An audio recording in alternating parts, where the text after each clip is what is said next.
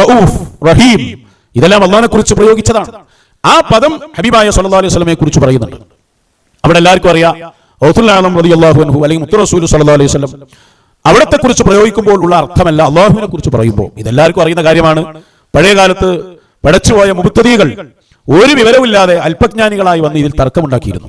അള്ളാഹ് സഹായി, മുഹയ്യിദ്ദീൻ ശൈഖ് സഹായി, അത് കുഫ്റല്ലേ ശിർക്കല്ലേ എന്നൊക്കെ ചോദിച്ചു വന്നിരുന്നവർ. അതിനൊക്കെ അഹ്ലുസ് സുന്നത്തി വൽ ജമാഅ ആ ഘട്ടത്തിൽ തന്നെ എതിർത്ത് തോൽപ്പിച്ചതാണ്. അള്ളാഹ് റഊഫായ പോലെയല്ല ഹബീബായ സല്ലല്ലാഹു അലൈഹി വസല്ലം റഊഫായത്, അള്ളാഹ് റഹീമായതുപോലെയല്ല അഷ്റഫുൽ ഖൽഖ് സല്ലല്ലാഹു അലൈഹി വസല്ലം റഹീമായത്. എത്ര വ്യക്തമാണ് കാര്യം. ഇത് പഴയ കാലത്ത് തന്നെ ഇവിടെ പറഞ്ഞു വരുന്ന കാര്യമാണ്. അതിന്റെ ഇടയിലാണ് ഏകദേശം ഒരു വർഷത്തിന് മുമ്പ് ഒരു പാട്ട് ഇവിടെ വന്നത്. ആ പാട്ട് മടവൂര് ഞങ്ങളുടെ പടച്ചോനാണ് എന്ന് ചോദിച്ചവരോട് നീ പറഞ്ഞോ എന്ന അർത്ഥത്തിലുള്ള ഒരു പാട്ട്.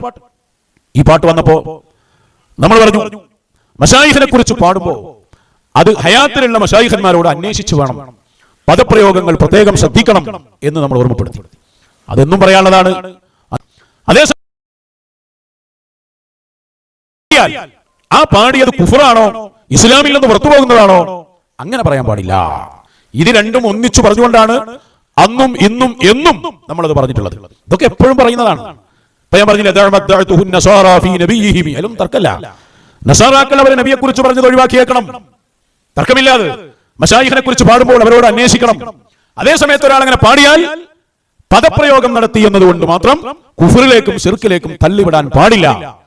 അന്ന് ഈ വിവാദം വന്ന സമയത്ത് നമ്മൾ പറഞ്ഞ ആ ഭാഗം ഒന്ന് കേൾക്കുക. പലരും പിന്നെയും വസ്വാസ് ഉണ്ടാക്കുന്നത് കൊണ്ടാണ് ആ ഭാഗം ഒന്നുകൂടി കേൾപ്പിക്കുന്നത്. പഴയ പ്രസംഗം. എന്തെങ്കിലും ഒരു കുഴപ്പം പറയണ്ടേ? ആൾക്കാർ ഇങ്ങനെ ചോദിക്കുന്നുണ്ടല്ലോ. അപ്പോഴാണ് ഏതോ ഒരു പാട്ടുകാരൻ വന്ന് ഒരു പാട്ട് ഇപ്പോൾ വന്ന് ഇങ്ങനെ നോക്കിക്കാണ്. പണ്ടൊരു പാട്ട് വന്നിരുന്നു, ആരാ പടച്ചോൻ എന്നൊക്കെ ചോദിച്ചു. അതിന് ആദ്യം വിമർശിച്ചത് നമ്മളാ.